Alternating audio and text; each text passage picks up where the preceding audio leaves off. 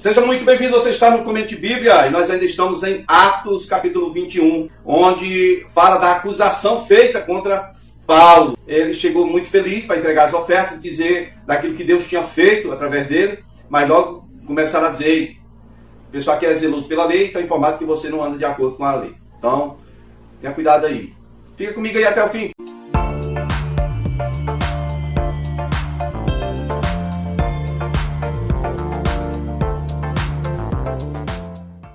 Falar aqui sobre a acusação feita contra Paulo em Atos 21, no versículo 21.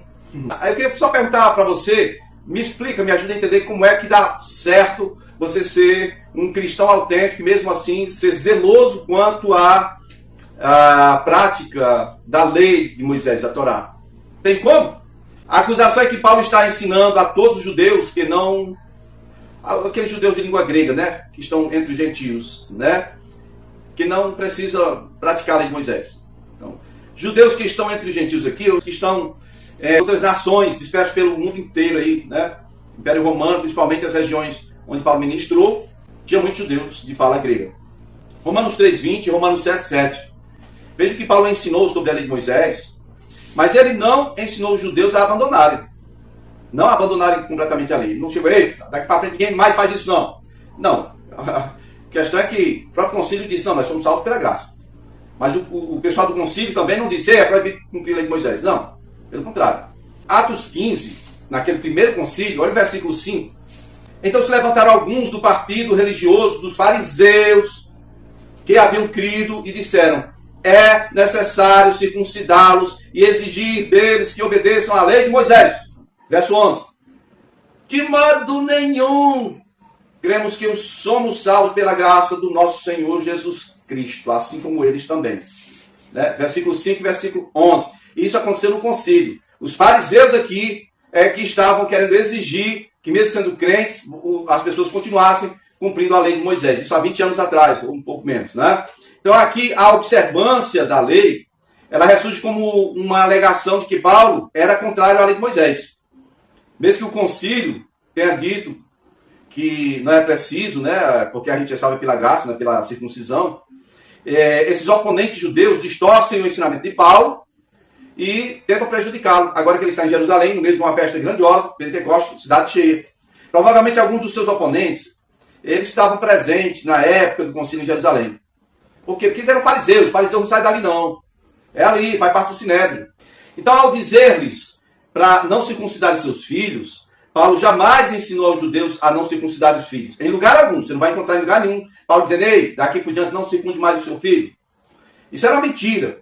Lucas registrou, por exemplo, que Paulo queria, quando ele quis levar Timóteo com ele circuncidou Timóteo pelo fato de Timóteo ser filho de judia e de um grego. Está lá em Atos 16, verso 3. A maior parte dos discípulos de Paulo era assim, e a área onde ele trabalhava era assim. Fora Paulo, tinha a igreja de Jerusalém, que era de judeu para judeu. Nem na diáspora, eles não pregaram não. Já vimos aqui no último vídeo que a igreja de Antioquia só começou por causa de uns cipriotas e alguém que veio de Cirene que começou a falar com os gregos. Mas até os que foram dispersos só pregavam para os judeus. Então, essa história ao dizer que não circunde seus filhos é uma mentira deslavada. Paulo sabia que Timóteo era meio judeu, meio grego. Então, ele não seria bem aceito nas sinagogas se ele não fosse circuncidado. E aí, por isso, Paulo teve que circuncidar o Timóteo, né? Então, Paulo disse aos santos que estavam em Corinto, está lá na primeira carta dele, capítulo 9, do verso 19 ao 21. Ele disse, pois embora eu seja livre de todos, fiz-me escravo de todos, a ganhar alguns. Verso 20, para os judeus tornei-me judeu, ou como um judeu, para ganhar os judeus. Para os que estão debaixo da lei, como se eu estivesse debaixo da lei, embora eu mesmo não esteja debaixo da lei. Então, ele não praticou a observância da lei para agradar a Deus, ou para merecer algum favor de Deus. Não. Mas para ganhar os que estão debaixo da lei, observando legalisticamente aquela lei, aquela Torá de Moisés. Versículo 21, olha. Aos que estão sem lei, no caso dos gentios, eu me fiz como se eu estivesse sem lei, embora não sem a lei de Deus. Não sem a lei, aqui dá para lembrar também a ideia dos libertos, ou dos libertinos. Não sem lei, mas sob a lei de Cristo. A questão do amor mútuo, por exemplo, é a lei de Cristo. João 13:34 e Gálatas 6:2. Isso tudo é feito para que eu possa ganhar, né, obter convertidos para a glória de Deus. A outra parte da acusação. você não conduz a sua vida de maneira adequada, conforme a luz da Torá. Né? Da mesma forma, Paulo nunca os ensinou a abandonar todos os costumes judaicos. O desejo de Paulo de celebrar o Pentecostes, no caso, é uma prova de que ele não encorajou os judeus crentes a abandonarem seus costumes judaicos. Paulo vem desde lá de Corinto, desde Filipos. Não, vamos embora, terminou a Páscoa, 50 dias atrás, vamos embora, eu quero chegar em Jerusalém antes da Páscoa, antes do Pentecostes, eu quero chegar lá. É uma evidência, certo? Mas o que acontece? Seus adversários judeus não crentes, os judeus não crentes, Paulo sofre perseguição aqui dos judeus crentes helenitas, dos judeus crentes ex-fariseus, dos judeus não crentes fariseus e dos judeus não crentes helenitas. Então, seus adversários judeus não crentes queriam pintar Paulo como um inimigo da vida e dos costumes judaicos. E Tiago, juntamente com os presbíteros, estão dizendo que a presença de Paulo em Jerusalém é um problema para a igreja local. Porque a igreja local vive pressionada e observada por esses judeus não crentes, do Sinédrio, etc. E a questão é, por que eles ainda se apegavam tanto aos costumes e rituais da Antiga Aliança? Bom, primeiro, por que eles se apegavam? Primeiro, esses rituais haviam sido estabelecidos por Deus. Primeiro ponto. A conversão a Cristo intensificou o amor deles, como crentes judeus, né? Intensificou esse amor por Deus, o desejo de obedecer mais ainda. E isso pode ter motivado o zelo deles ainda a prática das antigas cerimônias. Segundo ponto, porque eles ainda se apegavam aos costumes dos rituais da Antiga Aliança. Segundo, os apóstolos e outros líderes da igreja de Jerusalém não se opuseram à continuidade dessas práticas. Pelo contrário, como visto no último vídeo, eles iam nos horários do sacrifício, às 9 da manhã e 3 da tarde, iam ao templo. Se reuniam de casa em casa também, mas iam ao templo nesses horários. Eles iam sacrificar? Não. Ia orar pelas pessoas, ia conversar, ia falar, testemunhar de Cristo. Para quem? Para aqueles que estavam indo fazer o sacrifício. Mas eles não se opunham, não.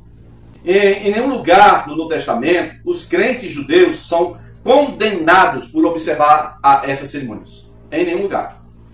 Paulo ordena a tolerância, por exemplo, com os fracos na fé. Está lá em Romanos 14. Aquele pessoal que ainda vive na prática das ordenanças da Torá.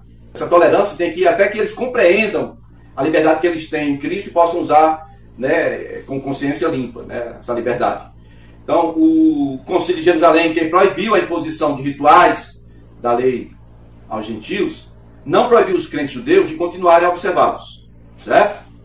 Então, o próprio Deus foi tolerante durante esse período de transição, sabendo que a dificuldade que é, gente, para um judeu cristão romper com o passado. Tá? Vamos ler aí Atos 21, do versículo 22 ao 25. Tiago e os presbíteros. Quando fala assim, os presbíteros, é Tiago falando. No concílio foi Tiago, que estava cheio de apóstolos, foi Tiago que falou, teve a última palavra. Imagine agora que não tem nenhum apóstolo, é só o Tiago e os presbíteros. É Tiago aqui falando. Atos 21, verso 22. Que faremos? Certamente eles saberão, ou já sabem que você chegou. Portanto, faça o que nós lhe dizemos. Aqui nós temos 4 homens que fizeram voto, provavelmente nazireado. Participe com estes homens dos rituais de purificação e pague as despesas deles para que rapem a cabeça. Então todos saberão que não é verdade o que falam de você, mas que você continua vivendo em obediência à lei. Quanto aos gentios convertidos, já lhes escrevemos a nossa decisão de que eles devem abster-se da comida sacrificada aos ídolos, do sangue, da carne sufocada de animais estrangulados e da imoralidade sexual. Pronto, aqui é a resolução do primeiro concílio lá em Atos 15, né? Quando ele fala assim, o que fazer então? Eles estão querendo fazer alguma coisa para evitar uma crise. Ou seja, eles estão dizendo, eles vão saber que você está aqui, Paulo. Vai dar ruim. A chegada de Paulo em Jerusalém era impossível manter em segredo. Versículo 23. Façam isso que nós dizemos. Olhem, nós vamos dar para você aqui uma saída. Participe aí com esses homens, né, para que todo mundo veja que então, o que estão falando de você é mentira. Esses 4 judeus, com mais Paulo, 5 judeus com as cabeças rapadas, teriam testemunhado visivelmente sua lealdade à lei de Moisés. Versículo 24. Paulo pagou as despesas dos 4 homens, que provavelmente estava empobrecido por causa dos problemas atuais, né? A fome que estava castigando toda a Judéia. Então Paulo fez o que eles pediram, sim. A reputação era uma questão importante para o apóstolo, como é para todos nós, né? 1 Timóteo 3, verso 7, aí, olha aí. Os líderes cristãos de Jerusalém não estavam pedindo aos gentios que vivessem como judeus, nem queriam obrigar os judeus a viverem como gentios. A unidade espiritual do corpo de Cristo, de igreja, né, se realiza em sua diversidade, não em sua conformidade. Somos de diversas origens e culturas, mas honramos o mesmo Senhor. Atos 21, verso 26 diz assim: no dia seguinte, Paulo tomou aqueles homens, purificou-se juntamente com eles, depois foi ao templo para declarar o prazo do cumprimento dos dias da purificação e da oferta que seria feita individualmente em favor deles. Ele foi lá, fez o que os presbíteros estavam pedindo. E não era para, sabe, assim, receber algum favor de Deus, não. Era só porque eles estavam pedindo, para evitar um problema. A questão é que, mesmo ele fazendo tudo que os presbíteros pediram, ainda terminou em problema. Versículo 27 e 28, vai dizer: quando já estavam para terminar os 7 dias, alguns judeus da província da Ásia, estamos falando de Éfeso. Vocês estão vendo que Paulo, quando veio de Filipos para Jerusalém, ele veio, quando chegou em Éfeso, ele não parou, ele passou direto, foi para Mileto, mandou chamar os presbíteros que estavam em Éfeso, e eu expliquei que é porque a última vez que Paulo esteve lá, 1 ano atrás, tinha acontecido um problema terrível. Paulo não quis mais nem passar em Éfeso, se despediu em Mileto, 70, 80 quilômetros de Éfeso, né? E agora esses caras que vêm de Éfeso, na região ali da, né, Ásia Menor, eles vêm trazendo problema para Paulo. Eles viram Paulo no templo e começaram a agitar a multidão e agarraram Paulo e começaram a gritar: Israelita, nos ajude! Esse é o homem que ensina a todos em toda parte contra o nosso povo, contra a nossa lei e contra este lugar. Além disso, ele fez entrar gregos no templo e profanou este lugar. Mentira, mentira e mentira. 3 vezes mentira. Esses judeus da Ásia, eles aprenderam a fazer tumulto lá muito bem, eles eram bons nisso, e agora chegaram para anarquizar mesmo o negócio. Eles se agitaram como uma multidão irracional, violenta, uma situação confusa. Estavam gritando lá no templo e causando uma verdadeira tempestade, eu diria, num copo d'água, né? E impuseram as mãos, vocês pegaram Paulo e atacaram, prenderam Paulo antes que houvesse qualquer acusação formal. Os judeus de Éfeso aprenderam isso lá com Demétrio. Deixei com a mídia aqui, fizeram um escândalo da cadeia.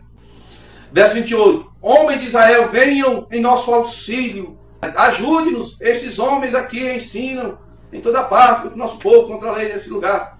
Ele fez os gregos entrar no templo. E, na verdade, eles começaram um motim, clamavam como se Paulo estivesse ameaçando matar algum deles.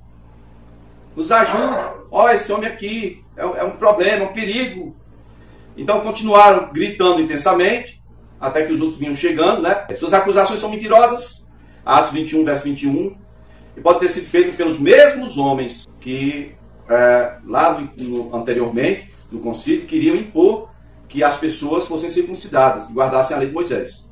Ou seja, fariseus. Os caluniadores apresentaram 4 acusações contra Paulo. Primeiro, pregava e ensinava contra os judeus. Mentira.